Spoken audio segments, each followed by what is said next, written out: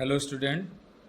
I hope कि आज आपका फिजिक्स का जो पेपर था वो सबने अच्छा किया होगा। उसमें बहुत सारे स्टूडेंट का मैसेज आ रहा है कि आप आंसर की प्रोवाइड कीजिए जिससे कि वो मैच करा सकें किसका कितना क्वेश्चन सही है। तो एक साथ तो पूरे पेपर का आंसर की प्रोवाइड करना पॉसिबल नहीं था, लेकिन मैं यहाँ पे पार्ट वाइज 3 पार्ट में पूरे पेपर को डिवाइड कर रहा हूँ। पहला जो पार्ट है वो आपका question number 1 to question number 25 का है। इसका मैं एक शॉर्ट आंसर प्रोवाइड करने की कोशिश कर रहा हूँ। डिटेल सॉल्यूशन भी मैं आपको अलग से भेजूंगा, लेकिन चूंकि अगले पेपर की आपको अभी तैयारी करनी है तो आपका ज़्यादा टाइम इसमें वेस्ट ना हो, इस वजह से यह एक शॉर्ट एक्सप्लेनेशन ही होगा सारे क्वेश्चन का।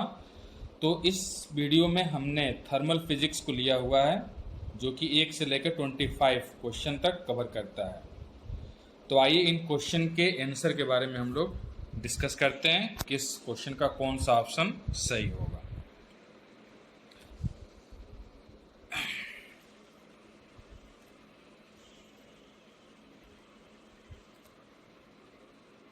एक बात और मैं आपको बता दूं, ये पेपर मैंने किसी बच्चे से लिया हुआ है, तो उस स्टूडेंट ने अपने अकॉर्डिंग जो भी ऑप्शन है उसको उसने ट्रिक किया हुआ है, तो आप उस पर ध्यान मत दीजिएगा। मैं जिसको ट्रिक करूंगा आप उसको सिर्फ कंसीडर कीजिएगा, क्योंकि ब्लैंक पेपर ऐसा मिला नहीं है जिसको कि मैं यहाँ प्रेजेंट कर सकूं। बाद में जब इसका डिटेल हमको भेजना होगा तो वो आपका ब्लैंक पेपर को लेकर और उसके अकॉर्डिंग मैं आपको अलग से एक प्लेन पेपर पे एक्सप्लेनेशन के साथ भेजूंगा। अभी इसमें जो मेरा ट्रिक होगा आप उसको कंसीडर कीजिएगा। तो यहाँ देखिए पहला क्वेश्चन आपका है, फॉर वान डेर वाल gas the correct relation is. इसमें ये 3 ऑप्शन आपके दिए गए हैं। इन 3 ऑप्शन में आप देखिए, तो पहला जो आपका ऑप्शन है Cp minus C V is equal to R, उसके बाद है Cp minus C V is less than R, उसके बाद है Cp minus C V is greater than R, और फिर है Cp minus C V is equal to 0। तो यहाँ पे क्वेश्चन को ध्यान से पढ़िएगा। तो ये वान डेर वाल गैस के लिए दिया गया है। आइडियल गैस के लिए आपको पता है, आपने इंटरमीडिएट में भी पढ़ा हुआ है, यहाँ भी आपने पढ़ा हुआ है Cp minus C V is equal to R, और इसको मैक्सवेल के रिलेशन से प्रूव भी किया गया है। लेकिन यहाँ वान डेर वाल गैस के लिए है। तो अगर आपने नोट्स पढ़ा होगा मेरा, तो आपने देखा होगा वान डेर वाल गैस के लिए भी हमने कई सारे रिलेशन निकाले थे Cp और Cv को लेके। उसमें एक जो रिलेशन था उसमें Cp माइनस Cv की जो वैल्यू है वो आपकी आती थी R अपॉन R, जो गैस कांस्टेंट है 1 माइनस, यहाँ पूरा मैं लिख नहीं पाऊंगा, 1 माइनस 2a और v माइनस b का स्क्वायर। मैं यहाँ पे ज़्यादा बोल कर ही बताता हूँ, यहाँ लिख नहीं पाऊंगा, लिखने के लिए मैं अलग से एक वीडियो आपको बना दूंगा। तो 1 R अपॉन 1 माइनस, ये आपका था 2a v माइनस बी का स्क्वायर अपॉन जो वैल्यू थी वो RT/VQ था, RT/VQ। ये एक रिलेशन जो है आपके नोट्स में भी अवेलेबल है, मैंने प्रूफ कराया था। तो इस रिलेशन से आप देखिए, तो R अपॉन 1 माइनस ये जो वैल्यू आ रही है ये निश्चित तौर पे आपका Cp माइनस Cv को R से ग्रेटर करेगा। इसलिए पहले का जो राइट आंसर आपका होगा वो ऑप्शन सी होगा, Cp minus Cv is greater then R। इस फार्मूले से इजिली आप इस बात का पता लगा सकते हो। आइए क्वेश्चन नंबर 2 की हम बात करते हैं। क्वेश्चन नंबर 2 में है the total random kinetic energy of 1 gram molecule of oxygen at 27 degree C is, जिसमें R की वैल्यू आपकी दी गई है। तो ये देखिए क्वेश्चन जो है जनरली आपका 3 तरीके से ये क्वेश्चन हो सकता है, जिसमें ऐसे पूछा भी जाता है ये। एक तो क्वेश्चन में सिर्फ काइनेटिक एनर्जी पूछा जाता है, कभी कभी क्वेश्चन में ट्रांसलेशनल काइनेटिक एनर्जी पूछा जाता है, और कभी कभी जनरली जो है टोटल काइनेटिक एनर्जी पूछा जाता है। तो यहाँ पर ये जो केस है रैंडम में आप कंफ्यूज मत होइएगा, ये एक्चुअल में आपका ट्रांसलेशनल काइनेटिक एनर्जी का ही केस है। और आपने डायटोमिक मॉलिक्यूल के लिए पढ़ा हुआ है कि ट्रांसलेशनल जो काइनेटिक एनर्जी होती है वो आपकी कितनी होती है, सॉरी जो डिग्री ऑफ फ्रीडम होता है ट्रांसलेशनल के लिए वो 3 होता है। तो ऐसे केस में जो आपकी काइनेटिक एनर्जी होगी उसकी वैल्यू मैं यहाँ लिख देता हूँ, उसकी वैल्यू होगी 3/2 nRT, या फिर उसको आप KT कह सकते हो। ठीक, तो 3/2 यहाँ F, एक्चुअली 3 की जगह F फार्मूला होता है, तो जितनी डिग्री ऑफ फ्रीडम होंगे उतने वैल्यू हो जाते हैं। तो यहाँ अगर ये चीज़ आपकी सिर्फ टोटल काइनेटिक एनर्जी के लिए होता ऑक्सीजन का है डायटोमिक मॉलिक्यूल की डिग्री ऑफ फ्रीडम 5 हो जाता, तो ऐसे केस में फार्मूले में 5/2 आप रखते। लेकिन यहाँ ये ट्रांसलेशनल का केस है, तो 3/2 nRT, यहाँ पे R की वैल्यू दी गई है, 1 ग्राम मॉलिक्यूल है, N की वैल्यू 1 आप रख लीजिए, टेम्परेचर T की वैल्यू 27 + 273 आप रख लीजिए। ऐसे केस में कैलकुलेट करने के बाद जो आपका रिजल्ट आएगा वो आपका आता है 3.7 × 10³ जूल। तो जो आपका ए है वो राइट आंसर होगा क्वेश्चन नंबर 2 का।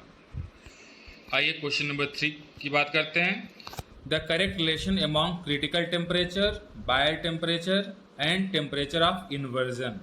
तो ये भी देखिए, एक चीज़ ध्यान दीजिएगा कि अगर आपने इस पेपर से ये भी एक आपको मिल रहा है मैसेज कि फिजिक्स में शॉर्टकट में आप नहीं कर सकते हो। ये लग रहा था कि काफ़ी इजी क्वेश्चन आएंगे, फार्मूला बेस्ड आएंगे या फिर सिर्फ कॉन्सेप्ट बेस्ड आएंगे, तो ऐसी बात नहीं है। यहाँ पर जो है बिल्कुल थ्योरेटिकली जिसने पढ़ा हुआ है पूरे साल, वो इस पेपर को पूरी तरीके से कर सकता है 100%। जिसने भी शॉर्टकट पढ़ाई की हुई है उसके लिए थोड़ा सा मुश्किल ये होगा। तो आप अगर कंपेयर कीजिएगा इन 25 क्वेश्चन में, तो जो भी आपको नोट्स बनवाया गया है लास्ट ईयर, उस नोट्स में मैक्सिमम क्वेश्चन, इनफैक्ट आपका 25 में 22 क्वेश्चन तक आपके नोट्स में मिल सकते हैं।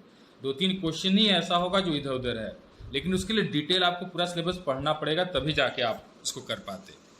फिलहाल आइए इसमें चेक करते हैं। तो आपको तीनों का रिलेशन दिया गया है, नोट्स में बताया गया है। इन्वर्जन टेम्परेचर क्या होता है, बायल टेम्परेचर क्या होता है और क्रिटिकल टेम्परेचर क्या होता है। अगर आपको याद हो तो इसका मैं यहाँ पे लिख देता हूँ तीनों का फार्मूला। जो आपका इन्वर्जन टेम्परेचर होता है TI, इसकी जो वैल्यू होती है वो होती है 2A/RB।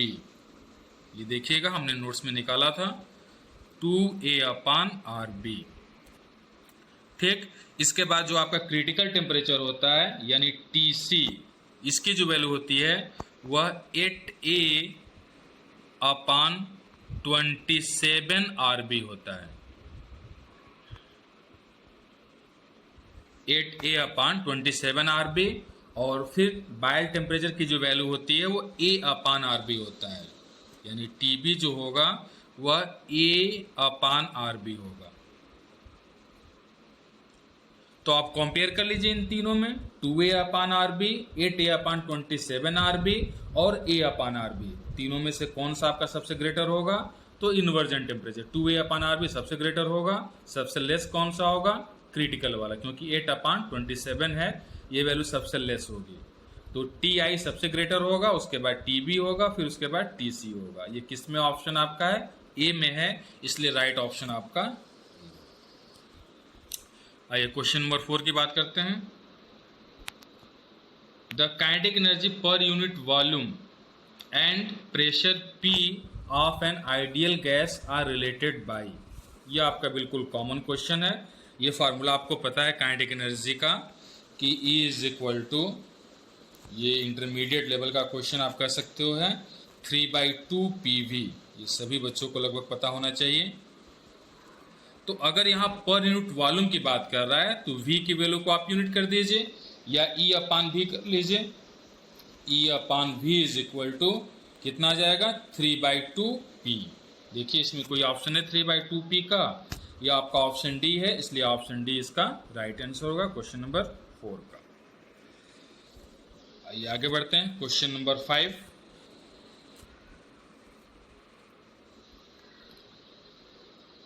क्वेश्चन नंबर 5 में है the coefficient of thermal conductivity and coefficient of viscosity are related by. तो ये भी नोट्स का ही क्वेश्चन है। अब अगर आपने ध्यान दिया होगा तो निश्चित तौर पे आपने इसको सही किया होगा।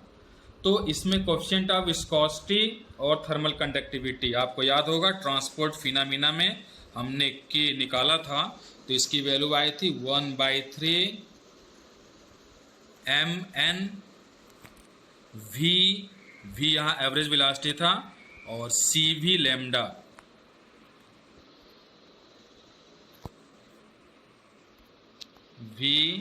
CV lambda. और वही जब आप कोफिशिएंट ऑफ विस्कोसिटी निकाले थे उसी ट्रांसपोर्ट फिनोमेना में, तो ईटा की वैल्यू आई थी 1/3 mn v लैम्डा आया था। तो दोनों का आप रेशियो ले लीजिए, के अपान ईटा ले लीजिए, तो 1/3 mn v average velocity cancel हो जाएगा, सी भी बचेगा। इसका मतलब कि k इज इक्वल टू इसको ईटा को राइट साइड ले जाइए, तो ये आपका हो जाएगा k इज इक्वल टू सी भी और ईटा। ये कौन सा ऑप्शन आपका है? ऑप्शन बी, ये आपका राइट ऑप्शन क्वेश्चन नंबर 5 का। आइए क्वेश्चन नंबर 6 की बात करते हैं। When pressure is increased, the coefficient of viscosity of a gas। Pressure को अगर हम बढ़ाते हैं तो कोएफिशिएंट ऑफ विस्कोसिटी पे क्या प्रभाव पड़ेगा? तो आपको पता है कि as the pressure increases the intermolecular distance decreases. Pressure बढ़ाते हैं तो मॉलिक्यूल के बीच की जो डिस्टेंस है वो क्या होती है? डिक्रीज करती है। ऐसे केस में इंटरमॉलिक्यूलर जो फोर्स ऑफ अट्रैक्शन होता है वो इंक्रीज करता है। और आपने कोएफिशिएंट ऑफ विस्कोसिटी का फार्मूला देखा होगा, उसमें आपका F आता है। तो अगर F आपका इंक्रीज कर रहा है तो ऐसे केस में आपका कोएफिशिएंट ऑफ विस्कोसिटी क्या करेगा? इंक्रीज करेगा। इसलिए ऑप्शन ए इसका राइट ऑप्शन।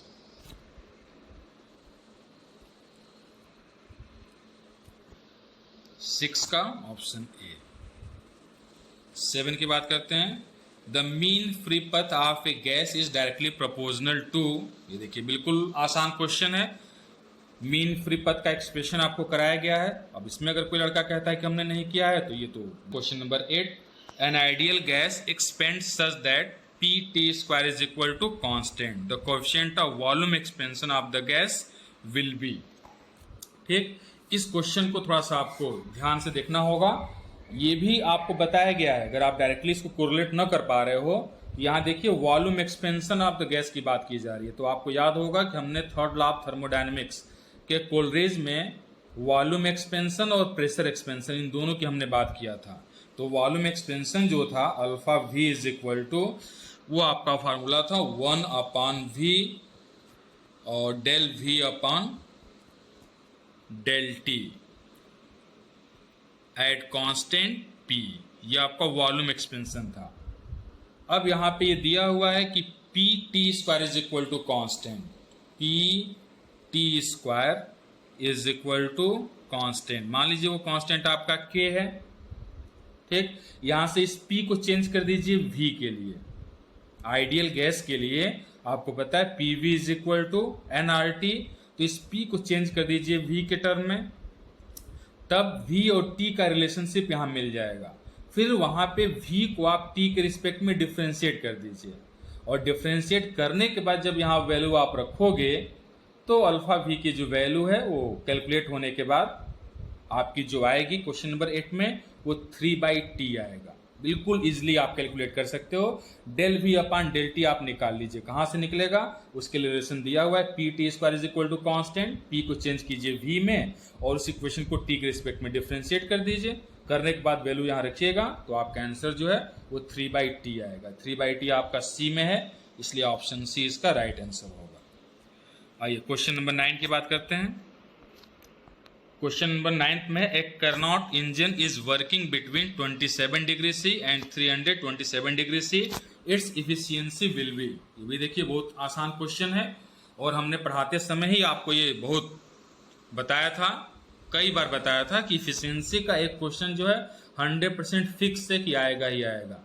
हमने MCQ क्वेश्चन के वीडियो में भी ये बात जोर देकर कही थी कि ईटा से रिलेटेड निश्चित तौर पे आपको एक मिलना ही मिलना है। तो यहाँ देखिए T1 और T2 की वैल्यू दी गई है, आपको इफिशियंसी निकालना है। आपको पता है इफिशियंसी क्या होता है? Eta is equal to 1 - T2 upon T1। I think इस क्वेश्चन को सभी बच्चों ने किया होगा बिल्कुल सही।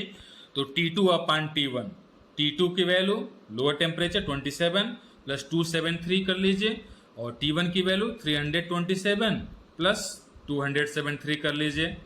और करने के बाद T1 T2 की वैल्यू रख दीजिए। T1 की वैल्यू 600 आएगा केल्विन में, T2 की 300 आएगा। तो 1 - T2 अपॉन T1 300 अपॉन 600, 1 - 1/2 यानी 1/2 यानी कि 50%। इसका जो राइट आंसर होगा वो आपका ऑप्शन बी होगा। Question number 10, entropy remains constant in, entropy किसमें कांस्टेंट रहती है? आइसोकोरिक, आइसोथर्मल, एडियाबेटिक या आइसोबेरिक। तो ये भी बिल्कुल कॉमन सेंस की बात है। बहुत ही अच्छे तरीके से आपको चारों प्रोसेस के बारे में बताया गया था। एडियाबेटिक में क्या होता है? एडियाबेटिक में अमाउंट ऑफ हीट आपका कांस्टेंट होता है। आइसोथर्मल में आपका टेम्परेचर कांस्टेंट होता है। ये तो मैंने आपको वीडियो में भी इस तरह का क्वेश्चन बना के दिया था। तो जब अमाउंट ऑफ हीट सिस्टम को न तो दिया जाएगा न तो लिया जाएगा, तो ऐसे केस में ऑर्डर या डिसऑर्डर के चेंज होने की बात ही नहीं होती है। इसलिए entropy is the measure of disorderness. अगर चेंज नहीं होगा तो फिर क्या होगा? कांस्टेंट रहेगा, यानी कि एडियाबेटिक प्रोसेस। आपका क्वेश्चन नंबर 10 का सी राइट आंसर होगा। आइए क्वेश्चन नंबर 11 की बात करते हैं। In porous plug experiment the physical quantity of the gas remaining constant. ये भी बताइए, बिल्कुल आसान क्वेश्चन है। पोरस प्लग में भी मैंने आपको जोर देकर कहा था कि ये एक ही पॉइंट है, लेकिन ये इंपॉर्टेंट क्वेश्चन आपका है। उसमें क्या कांस्टेंट आता है? इंथाल्पी। ये हमने प्रूफ करके भी आपको दिया था। इंथाल्पी जिसमें आप दिखाते हो H is equal to U plus PV, जहां U का आपकी क्या है? Internal energy. ये हमने प्रूफ करके आपको दिखाया था। तो ये आई थिंक सबको याद होना चाहिए। जिस लड़के ने ये क्वेश्चन किया है उसका ये टेम्परेचर गलत होगा, तो इसमें आपका इंथाल्पी डी राइट आंसर होगा। और ये क्वेश्चन नंबर 12 की बात करते हैं। In adiabatic demagnetization the substance used is. आपने एडियाबेटिक डीमैग्नेटाइजेशन अगर नहीं पढ़ा हुआ है तो ऐसे केस में आपको बता दें कि इंट्रोपी ऑफ पैरामैग्नेटिक जो मटेरियल होता है वह लोअर होता है इन मैग्नेटिक फील्ड के लिए। तो पैरामैग्नेटिक मटेरियल और एडियाबेटिक डीमैग्नेटाइजेशन में जो मेन कॉन्सेप्ट आपका है वो इसी पे काम करता है कि जो मैग्नेटिक फील्ड है वो आपका पैरामैग्नेटिक मटेरियल के लिए एंट्रोपी की जो वैल्यू होती है वो लो रखती है। इसी फैक्ट पर ये काम करता है, आप कर सकते हो। इसलिए इसका जो राइट आंसर होगा 12 का, इसमें बहुत डिटेल हम अभी नहीं जाएंगे। तो राइट आंसर आपका जो होगा वो डी होगा, paramagnetic.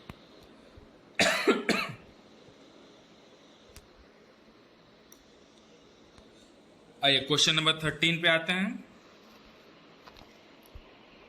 1 gram of ice is converted into water of 0 degree C if latent heat of ice is 80 calorie पर ग्राम, the change in entropy will be। ये क्वेश्चन भी हर एक बच्चे को करना चाहिए। इसलिए करना चाहिए क्योंकि इस तरह के कई सारे क्वेश्चन हमने प्रैक्टिस के लिए आपके नोट्स में कराए थे। इस तरह का एक दो क्वेश्चन नहीं बल्कि कई क्वेश्चन हमने कराया था ताकि आपका अच्छे से प्रैक्टिस हो जाए। तो चेंज इन एंट्रोपी इसमें पूछ रहा है, आपको पता है ds is equal to dq by T, और dq इज इक्वल टू आपका क्या होगा? ml, जहां l क्या है? लेटेंट हीट है। आपको याद आ रहा होगा ml अपॉन t। इसमें देखिए टेम्परेचर की वैल्यू दी गई है 0 डिग्री C प्लस 273, यानी 273 केल्विन T की वैल्यू हो जाएगी, और 1 ग्राम है, M की वैल्यू 1, L लेटेंट हीट आपका 80 कैलोरी पर ग्राम है। तो तीनों की वैल्यू आपकी नोन है, रख दीजिए, रख के कैलकुलेट कीजिएगा तो जो रिजल्ट आएगा वो 0.293 कैलोरी पर केल्विन आएगा।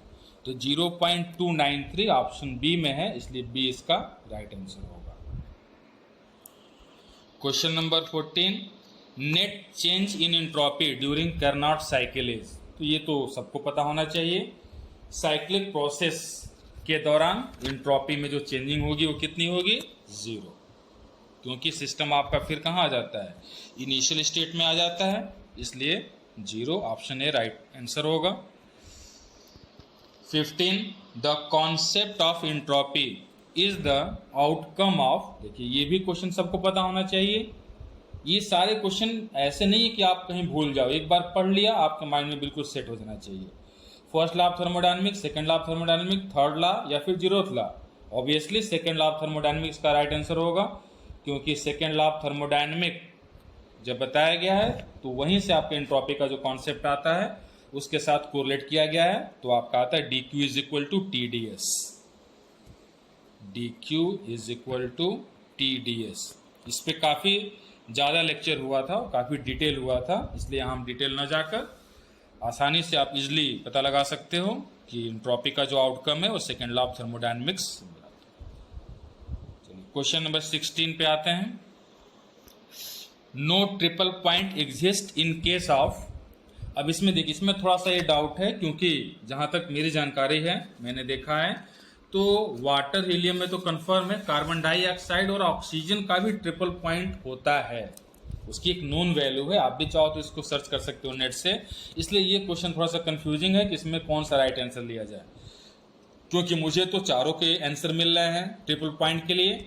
इसलिए इस क्वेश्चन को हम देखेंगे कि क्या इसका रिजल्ट दिया जाता है, क्या इसमें किसी को नहीं माना जाएगा या पर्टिकुलर किसी को माना जाता है।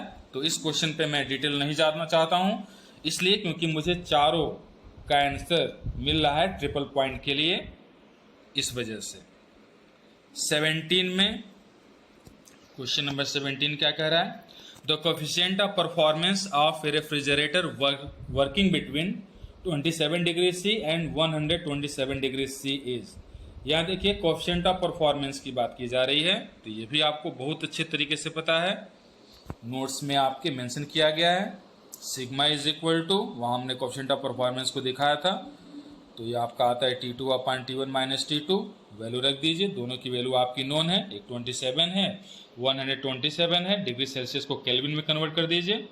वैल्यू रखने के बाद कैलकुलेट कीजिएगा, तो इसका जो आंसर आएगा वो आपका 3 आएगा, यानी कि ऑप्शन बी इसका राइट आंसर होगा।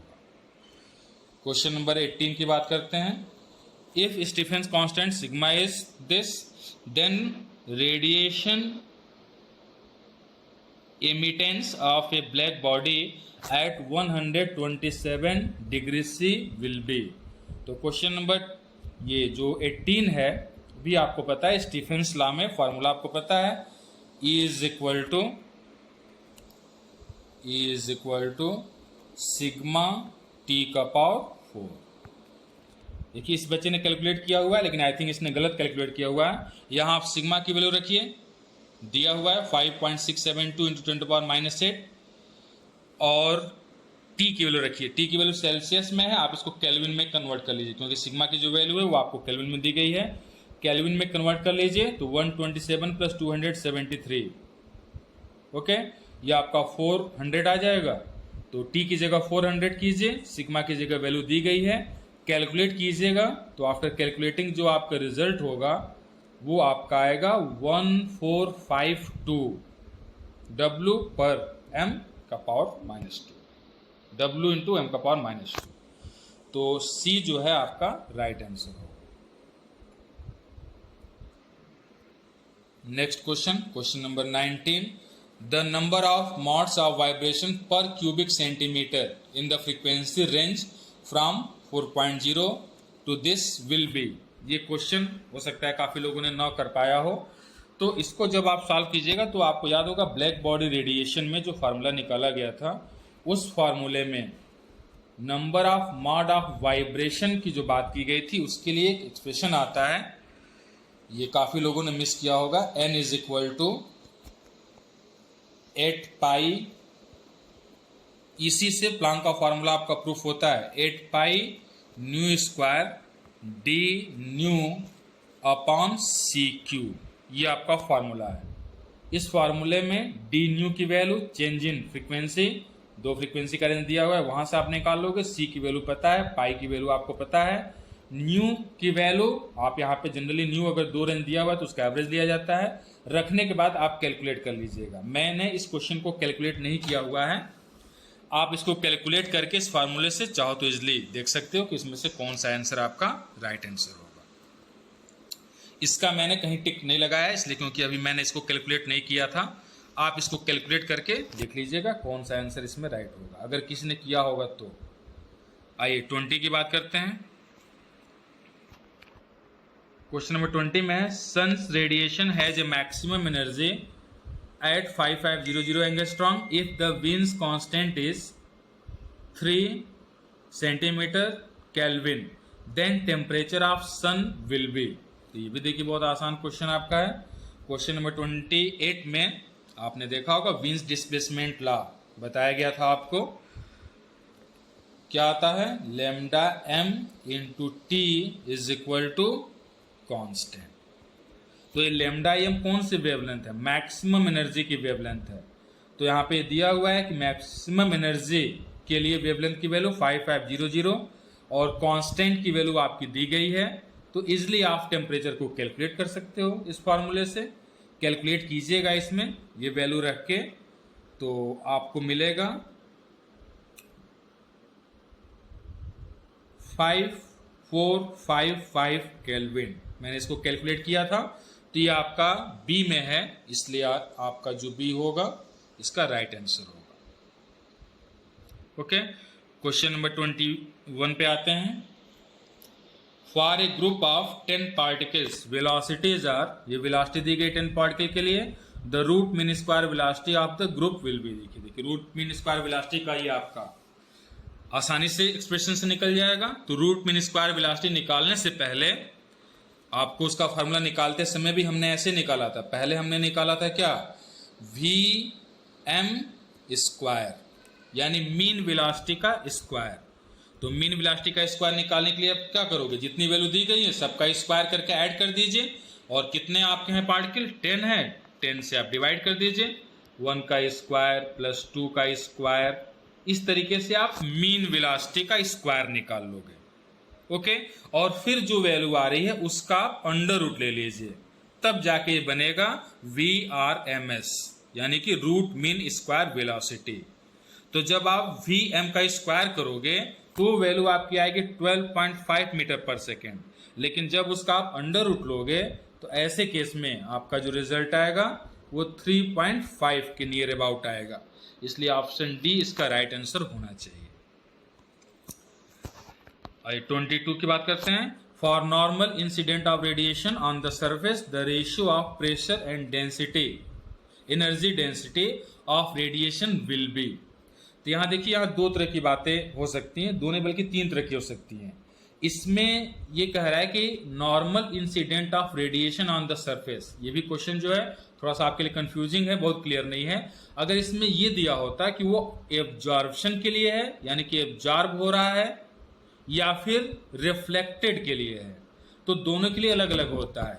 अगर एब्जॉर्प्शन का केस है, ब्लैक बॉडी पर अगर इंसिडेंट हो रहा है, और ऐसे केस में ब्लैक बॉडी अगर एब्जॉर्ब कर रही है, तो ऐसे केस में आपका P बराबर होता है U के। और वही अगर आपका इलास्टिकली रिफ्लेक्टेड का केस है, रिफ्लेक्ट हो रहा है, तो ऐसे केस में आपका जो आता है वो P is equal to 2U आता है। तो इसमें चूंकि ये दिया नहीं है, इसलिए हम ये मान के चल सकते हैं कि ये अगर एब्जॉर्प्शन का दिया होगा तो ऐसे केस में दोनों का जो रेशियो होगा 1 आएगा, और अगर रिफ्लेक्टेड का केस है तो फिर 2 आना चाहिए। तो ये क्लियर नहीं है, तो हम यहाँ पर इंसिडेंट रेडिएशन सिर्फ कह रहा है, नॉर्मल इंसिडेंट, तो हम एब्जॉर्प्शन ही मान के अगर चलें तो ऐसे केस में आपका आंसर डी यानी कि 1 होना चाहिए। P is equal to. 23 की बात करते हैं।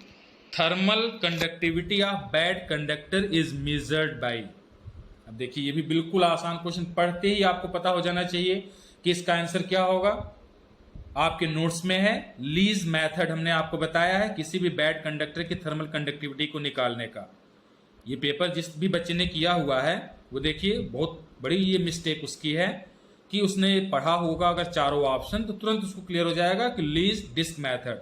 हमने सर्कुलर डिस्क को लेकर लीज मेथड में आपको बताया था कि कैसे बैड कंडक्टर की कंडक्टिविटी निकाला जाता है। तो इसमें तो कहीं कोई डाउट नहीं है, ऑप्शन डी आपका राइट आंसर होगा। आइए क्वेश्चन नंबर हम बात करते हैं 24 का। 1 mole of ideal gas freely expand 10 time to its initial volume, the change in its entropy will be. तो ये क्वेश्चन भी थोड़ा सा अगर आप अपने माइंड को ले जाओगे, जहां पर साइक्लिक प्रोसेस के लिए वर्क डन की बात की जा रही थी, तो आप बहुत आसान तरीके से इसको कैलकुलेट कर सकते हो।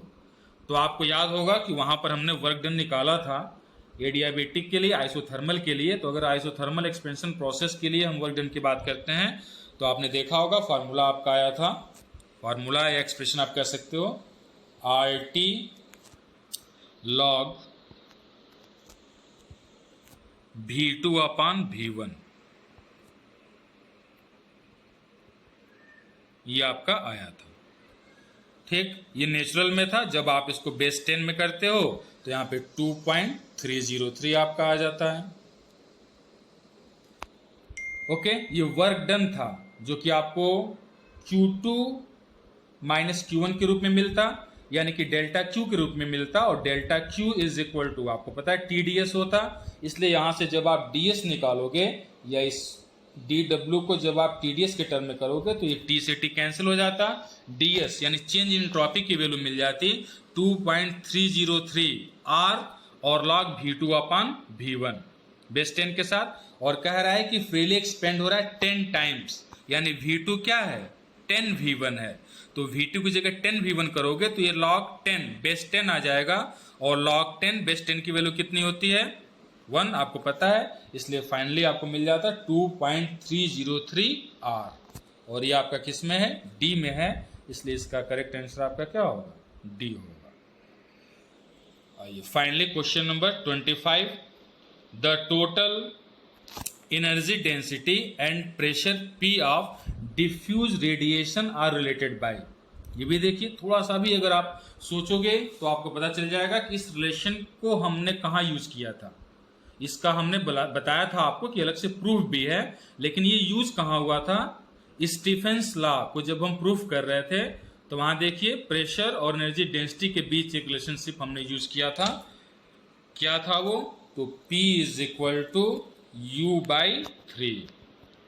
इसको अलग से हम स्टैटिस्टिकल के कॉन्सेप्ट को लगा के चाहे तो प्रूव भी कर सकते हैं, वो हमने आपको वहां पर मेंशन भी किया था। तो ये रिलेशन आपको किस ऑप्शन में है, ऑप्शन सी में है, P is equal to U/3, इसलिए आपका C इसका राइट आंसर होगा।